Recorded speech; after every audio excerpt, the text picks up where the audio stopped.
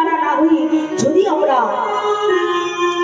গৌর হরি বলে জ্ঞান চোখের দ্বারা অযোগ্য নয়নে ভগবানকে দেখা যায় না, নয়নে দেখা যায় যেই নয়নে যোগ্য হওয়া।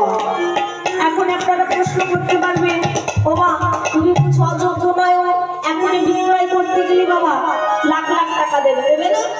কারণ যদি চোখ না থাকে সেজন্য একটা চোখ দান করে লাখ লাখ টাকা দেবে, বড়লোক হয়ে যাবে। কিন্তু তাতেও অযোগ্য বলা হলো কেন?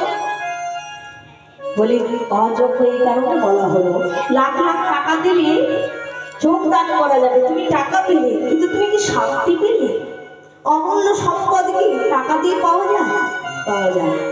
অমূল্য সম্পদ অমূল্য বস্তু নিতে গেলে যে সে জায়গায় গেলে পাওয়া যায় না। তাহলে অজ্ঞান অজ্ঞতার যখন দূরীভূত হবে, জ্ঞানের অঞ্জন যখন গুরু কৃপা বলে প্রস্ফুটিত হবে, তখন হবে তোমার যোগ্য নয়ন। সেদিন এই নয়নে তুমি গৌর স্মরণ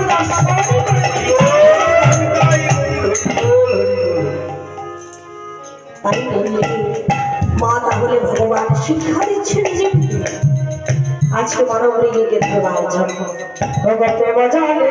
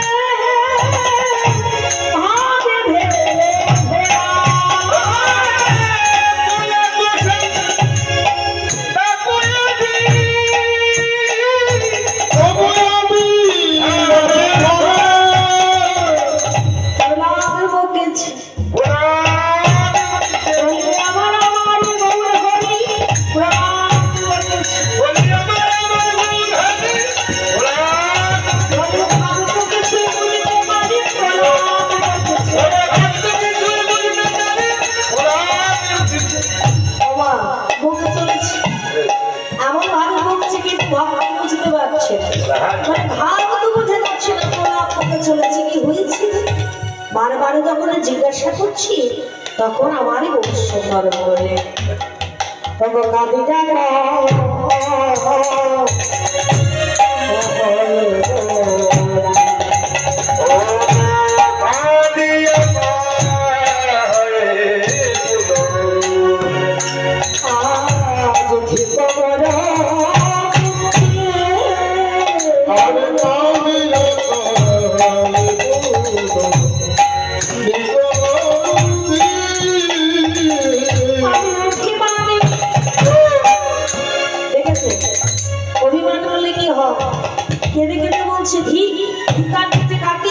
আমার ভক্তিকে দীক্ষা ভুল করেছো, অভিমান করেছি, তাই কি বলবো আমি অভিমানে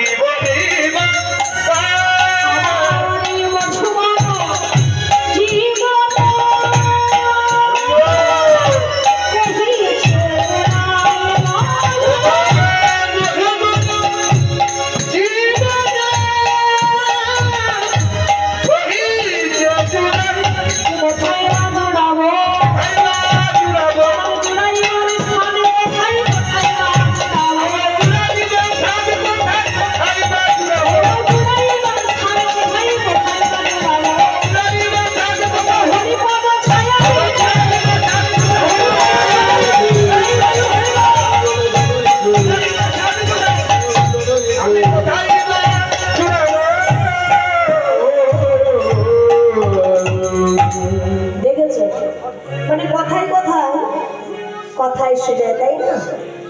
হরিবল হরিবল। কি বললেন? যে হইল মন দুঃখ কি বলিব কাই, কাকে দুঃখের কথা বলবো? আমি অভিমান করে যে কৃষ্ণকে হারিয়েছি এই কথা কাউকে বলা নেই। মধুবন জীবন কহিছে জোড়া, কোথায় জোড়াবো? হরিপদ ছায়া মেনে জোড়াবার জায়গা। দেখো মহাভারতে পিতামহ ভীষ্ম, তার পিতামহ ভীষ্ম যুদ্ধ করলেন কার পক্ষ হয়ে গো? দুর্যোধনের পক্ষ হয়ে। মানে যে বাক্য কথা দিয়েছিলেন তাই না? দুর্যোধনের পক্ষ হয়ে যুদ্ধ করলে কিন্তু অধর্মের পক্ষ হয়ে যুদ্ধ করছেন বলে মনে কিন্তু শান্তি নেই। ভীষ্ম যখন শান্তি দিল না, তার ছুটে গেল কার কাছে? মায়ের কাছে। ভীষ্ম কার পুত্র?